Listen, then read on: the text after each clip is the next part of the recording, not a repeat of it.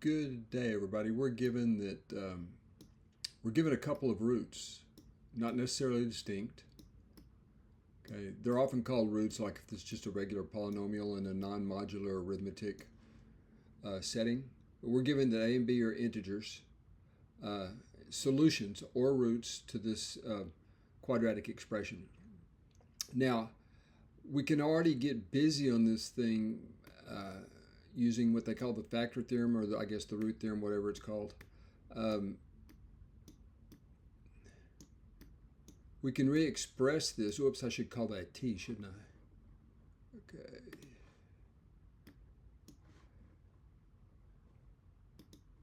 Okay, so t minus a, and then t minus b.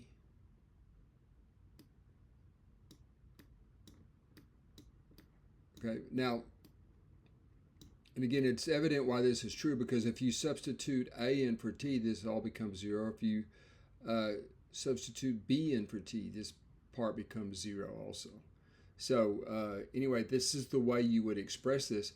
And notice that we can expand this out and we get a useful representation here where we don't actually have to find the actual values of a and b to evaluate this expression. Okay, so you can, when you expand this out, this kind of problem is sort of famous in competitions. SMO type problems, I think, do something similar to this. But what happens is minus the sum of the roots presents as the coefficient of t, and then their product presents as just AB over here. Okay, when you multiply minus A times minus B, you get a plus AB. It's a little subtle, but if you have, it's going to be minus A plus B right here, right? Because you're adding two negative quantities, and so the minus sign stays. And so again, minus the sum of the roots presents as the coefficient of t, and AB, the product of the roots, present as the constant term. Okay, now that's called Vieta's result, by the way, but it's not used quite as much, I think, in modular arithmetic for some reason, or at least not the stuff I've looked at. Now again, we're supposed to find the value of this seeming arbitrary expression, but it's highly dependent on some familiar algebraic identities. Actually, it looks kind of random. It's not really. It's designed to work without actually having to know the values of a and b. Okay.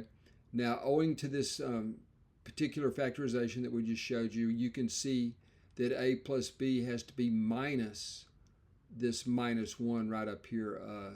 Sorry, where are we?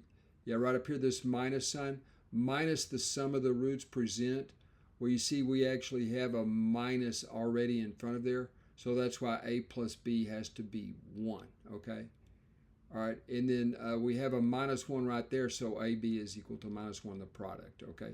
There's some cancellation going on, but we're effectively just equating coefficients to write down these two statements, okay? Now, we're trying to get to this. This is all that we know. We know that a plus b is congruent to 1 and AB is congruent to negative 1, mod 367. I'm not writing it down just to avoid the clutter, but it is understood to be modulo 367.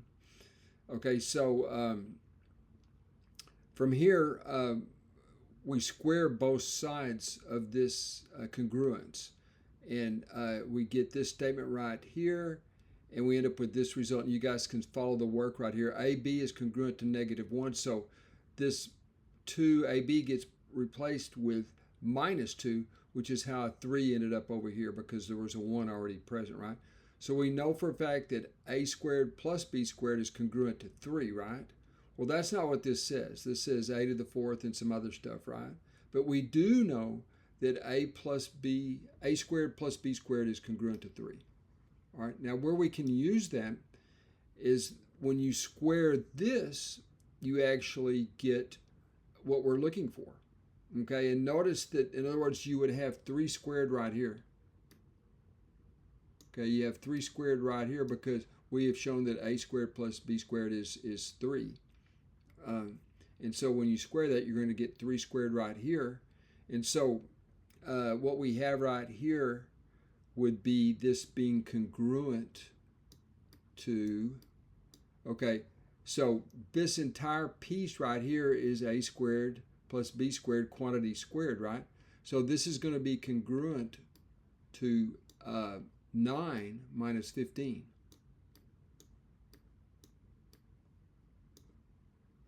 Quantity cubed.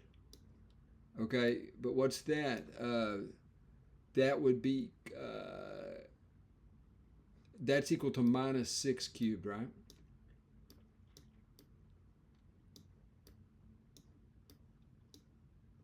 Okay, notice I have a congruent symbol here, and now this is just equals.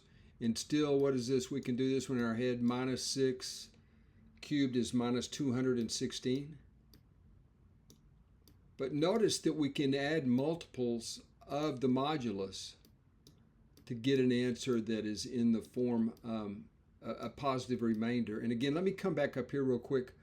Typically on a problem like this, you're looking for solutions in this set. What happened there? Okay, you're looking for solutions in the set 0, 1, 2. In other words, all the remainders of 367. Now you can, any equivalence class is okay, but normally you write a positive answer. I think they call that a positive residue, perhaps. Who cares what it's called? Just understand it. Okay, 366.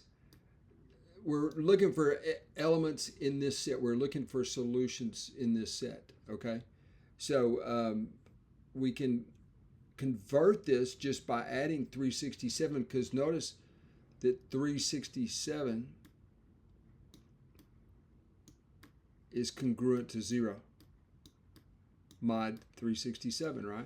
And so when you add this positive number, which is effectively 0 in the mod arithmetic world, you get 151.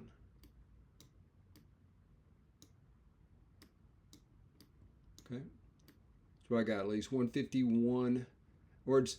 These two numbers are a distance of 367, and although any two solutions like this are spaced in multiples of 367. Okay, that's just how it is, and they're all equivalent modulo 367, but we typically pick one that's positive from the set I just mentioned upstairs. So again, I got 151 there. I think I did the arithmetic correctly. And so this evaluates to